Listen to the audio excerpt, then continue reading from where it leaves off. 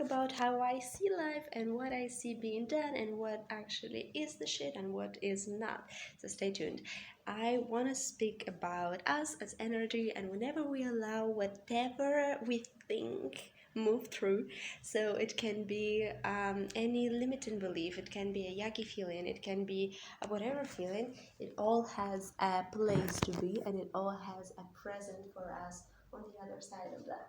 And I am actually saying that when we feel like no dancing at all and we choose to dance, we choose to move, we choose to whatever it is, and we put that intention, we set that intention, we give ourselves space to breathe.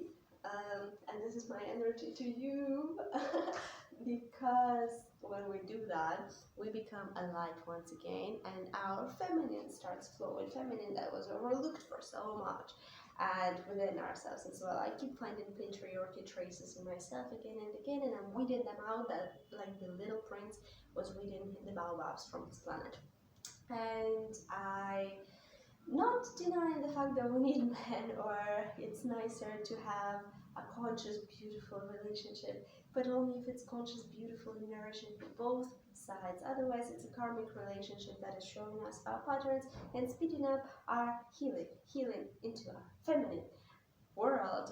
And I'm not saying that I'm pro matriarchy, I'm just pro balance and harmony. And yeah, you can try to tell me otherwise that, even if you live and you've experienced love, you will experience loss, but that loss can be so beautiful as well because all of it is just points us to our inner truth, which is we are love.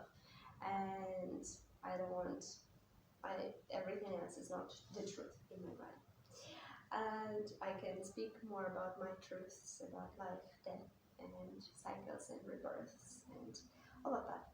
And I want to speak about the tribes. I want to speak about tribal education and how actually in in um, Scandinavian countries, Scandinavian Europe, I wanted to say. I don't know. That's probably not a term. But yeah, I'm like really humbled by how they do stuff in terms of education and society and stuff, and how they still are not fully in touch with their emotions. But let's take like acting or kundalini practices, sexual practices, something that we did not suppress in the past, that was deeply suppressed, like feminine orgasms and stuff like that. Apparently, were one of the biggest tools of suppression for religion. And oh my fuck, did it take a lot of bravery to get the fuck out of there inside of me, of my shame, of me not being able to be in my body. And that was a lot of fear. And I'm not saying no fear is bad. I'm not saying that when you're afraid to go home with a creepy man, that fear is bad. That fear is fucking good. Fucking listen to that fear. That is your intuition. And yeah, so I'm learning from tribes, and I think that modern European Western women and men who set up charities there and who try to, connect the education. So like Ireland, Denmark, those countries have really deep roots with the developing countries and charities, which is brilliant, which does not go hand in hand with the corporations and the corporate world that seeks to exploit people for profit, telling me that otherwise people will be starving, so we're giving them something, but we're definitely not paying them enough. Hence, we have the billionaires that are like that. So, like one person having too much resources, and another person being exploited and not knowing how to raise.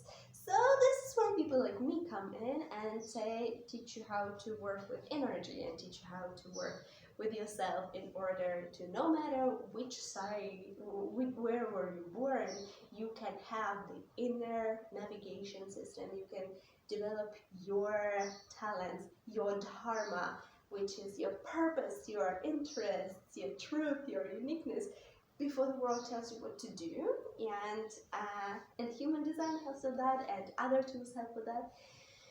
And this is how I see the world. We keep raising in our feminine, we keep embodying, we keep the key to that is safety. So when we can establish safety within and around, we automatically go into creatrix mode or creator mode, and we start creating better, we start innovating, and we will not exploit the nature. If one, we have connection to nature, if we realize that we are fucking nature, and two, we have connection to tribe that helps us develop into like ourselves, which is the values of with the values of love, respect, honor, power, compassion, patience, and constructive feedback, where your emotional needs are actually met, when you are actually heard as and being accepted as you are, instead of always told what to do, you're being listened to, given feedback, and trusted to be able to take care of yourself. This is how I see it, and once again, I don't know everything and this is very beautiful and humbling, and I'm sending love to those places, and you can join me with my sending love places into our bodies, into our souls, into our minds, into our past, into our future. And I'm playing with the ball and just doing what we wanted to do in life. This is my whole purpose, because life wants us to be happy. I don't want to hear anything otherwise. I have loads of books and resources that you can read. I have loads of tools for bodies, minds, and souls, where you can practice, do breath work, do tapping.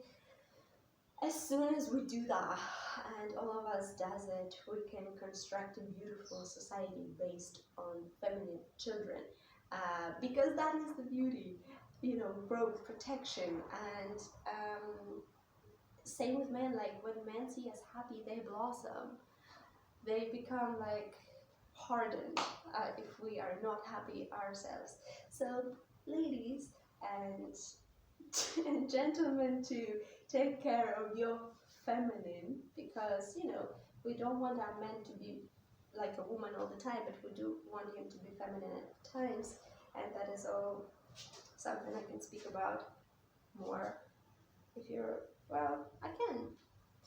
I have a deep insight on that because of purely how it feels to me.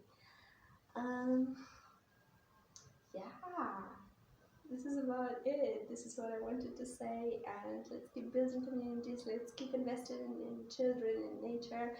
Children are amazing, but the guides have to come from inside. So the guides have to tell you to look within and trust yourself. And I'm happy to be that for them, and I'm doing my best to listen to them and to not ever put myself above them, because that's fake and fucked up. Same with religions. If religion gives you faith and embodiment of a certain quality, divine feminine, divine masculine, great. But if religion is suppressing you, not great. There are better tools like somatics, like yoga, like breath work, like dancing, like nature connection, and many more. So, loves, I am sending you my vibes, whatever it is. And I'm like, some people I'm still learning from, they can feel like they're in a bad state, mentally, emotionally, or physically, but their level of acceptance of that is enchanting, because I realized that suffering comes from, and that's not my quote, but it's true, that suffering comes from wanting this moment to be anything else rather than what it is. And social media has been doing great and like kind of propelling that idea. And don't agree, because otherwise we'll be chasing all the fucking time, and will we ever be in this moment right now, here, and can we give space to our passions and our love and the money to come in? All of that just needs space in our bodies for our souls, and our souls from connection of the earth and the sky together to be who we actually already are and have always been. And I don't want us to be anything else rather than this moment as we are. Your feedback is always welcome. You can connect with me in my WhatsApp groups. You can comment if you want to connect deeper and learn more about my courses and what I'm doing in real life. And let's stay connected. Forever grateful for my teachers and teachers to come and teachers to be and future learnings. Thank you God, thank you universe, thank you everyone, thank you parents, thank you nature, thank you body, thank you every meditation, thank you every person who's been living their purpose despite of everything and was working with through illusions of their minds and distortions back home. Namaste.